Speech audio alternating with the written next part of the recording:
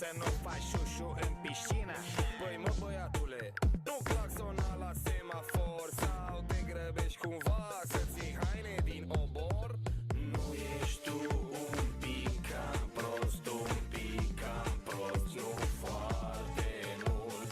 Nu ești tu un pic cam prost, un pic cam prost, nu foarte mult. În primul rând trebuie să înțelegi că tu ai o problemă. Hey monkey, articulează, asta e prima temă.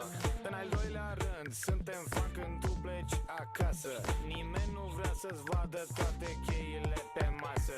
Când merg la cinema, mă aduci la disperare, că stai cu șava în spate și vorbiți un pic cam tare. Dacă mergi pe combinație, când vezi în club o fată, fă un lucru în premieră, spală-te pe dinți odată.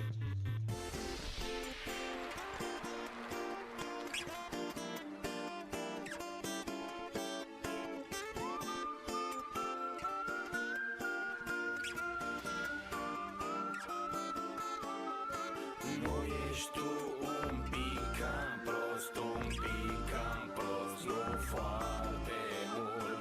Nu ești tu un pic cam prost, un pic cam prost, nu foarte mult.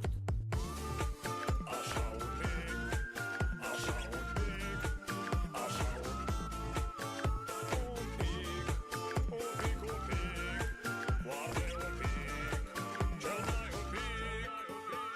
Tu ești un fraier mort, figurant, tricouri cu mesaj jenant, ochelari de soare în club, penibil, și acum într-un cuvânt genibil.